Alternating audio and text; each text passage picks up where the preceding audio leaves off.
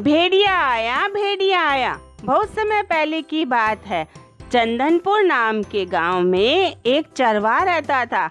उसका नाम रामू था। वह रोज अपनी भेड़ों को चराने जंगल ले जाता था। दिन भर वह अपनी भेड़ों को चराता और सूरज डूबने से पहले भेड़ों को लेकर वापस गांव आ जाता। वह बहुत शरारती था। वह हमेशा किसी न किसी को परेशान किया करता था। गांव के सारे लोग उससे परेशान थे। वह बहुत झूठ बोलता था, इसलिए उस पर कोई विश्वास नहीं करता था। एक दिन जब वह अपनी भेड़ों को चराने जंगल ले गया तो उसे एक शरारत सूझी। वह पेड़ पे चढ़ गया और जोर जोर से चिल्लाने लगा, भेड़िया आया, भेड़िया आया। सारे गांव के लोग उसका चिल्लाना सुनकर लाठी डंडा लेकर दौड़ते दौड़ते वहां पहुंचे। गांव वाले वहां पहुंचे तो उन्होंने वहां कोई भेड़िया नहीं देखा। लड़का जोर जोर से हंसने लगा। गांव वालों को उसने बताया कि यह तो केवल मजाक था, यहाँ पर कोई भेड़िया नहीं है। गांव वालों को बहुत बुरा लगा। सारे लोग उसे भला बुरा कहते हुए वापस चले गए। लड़के ने यही शरारत कुछ दिनों के बाद फिर दोहराई। गांव के लोग उस पर विश्वास करके आए तो लड़के ने फिर से इसे हंसी मजाक बताया।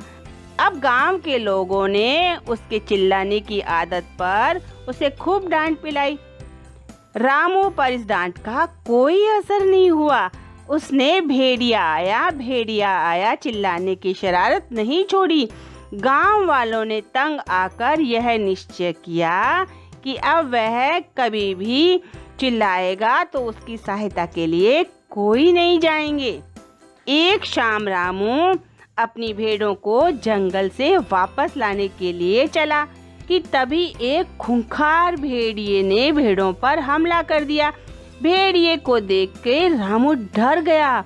वह झट से पेड़ पर चढ़ गया और जोर जोर से चिल्लाने लगा, भेड़िया आया, भेड़िया आया। इस आवाज को गांव वालों ने सुना, लेकिन उसकी सहायता करने के लिए वहां कोई नहीं आया। सबको लगा कि रामू फिर से झूठ बोल रहा है। रामू ने देखा कि भेड़िए के डर से सारी भेड़ें इधर उधर भाग रही है। यह देखकर रामू बहुत दुखी हुआ। सारी भेड़ें रोती चिल्लाती इधर उधर भाग रही थी। भेड़िया उन्हें मारता जा रहा था। इस तरह भेड़िए ने कई भेड़ों को घायल कर डाला। रामू यह देखकर जोर जोर से रोने लगा। वह बहुत देर तक जोर जोर से रोता और चिल्लाता रहा, लेकिन किसी ने उसकी तरफ ध्यान ही नहीं दिया। कुछ देर बाद कई भेड़ों को मारकर भेड़िया जब चला गया तब रामू को अपने झूठ पर बहुत पछतावा हुआ। उसने कसम खाई कि वह जीवन में कभी झूठ नहीं बोलेगा।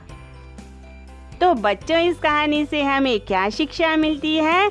इस कहानी से हमें यह शिक्षा मिलती है कि हमें कभी झूठ नहीं बोलना चाहिए, क्योंकि जो लोग झूठ बोलते हैं उन पर कोई विश्वास नहीं करता।